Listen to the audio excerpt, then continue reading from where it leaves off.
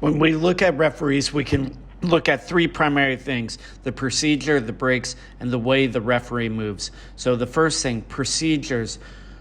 When the fight starts, the round starts, the referee checks the mouthpiece. The referee is keeping a good distance between the athletes so that they're not colliding ahead of time. He also is checking to make sure the ring is all clear. This is a great sign from him. The next thing, of course, is monitoring the action, encouraging the action. You can see him drop his hand repeatedly, dropping it down, encouraging the fighters to keep fighting. He also talks to them as they fight. There, the athlete falls, an appropriate break, and again, fight. This is when he breaks them for the end of the round. When he breaks at the end of the round, he physically gets in between the two athletes as well.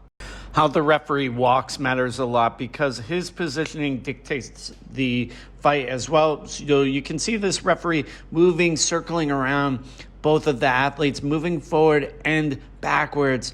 It's a very smooth walk, and he's always staying about a step away from the two athletes. He leans in, talks to them, and when an athlete is rocked, he moves to that side and keeps an eye on the potentially injured athlete to make sure that if he needs to be there, he can grab him quickly. Now we will look at breaks. One of the most important jobs of the referee is to break the athletes at the correct moment, usually when they're inactive. So let's look at signs of when they are inactive: when they're up against the ropes, also when their hips are pressed in against each other. When there's no real space for the two athletes to knee, the referee immediately breaks them. He uses the outside of his arms to push the athletes apart, and he will also lean in and push them to make the break clean. He will allow them to knee as long as they're active. Here he pushes in, breaks them apart. You can see the use of the back of the hand to separate them clean. And then again, another instance of a clinch exchange. Here they're in the middle of the ring, and he's letting them go on for a bit longer, but they aren't active, so he breaks them. There are certain positions where the athlete's arm can be angled correctly to knee effectively, like this one, this side position where both of the arms are wrapped up, so he breaks them. In this exchange, the two athletes again are in the middle and they're positioned a bit better for knees, but they're drifting towards the ropes, and you can see a stalling knee there, so the referee immediately breaks them.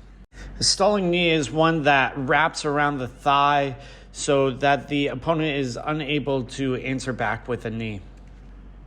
Here the referee lets them engage in the clinch more, utilize their arms to swim. There's a decent amount of space between the hips, but they're not active. They're mainly pummeling, so he breaks them. Here is a good stoppage because Batman in Black is wrapped up in the ropes, and you can see the referee press his whole body in. We're going to see it again in this one. He uses his entire body to break the athletes and pull them back towards the center of the ring and break. Again, they are not in a good position to move. He pushes his upper body and lower body against the athletes. Those are three primary characteristics of a good referee. Definitely follow this referee. He's the only Thai referee on One Lumpini.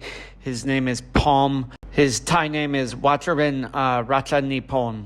If you like this content, definitely give me a like, a comment. Let me know how I can help you.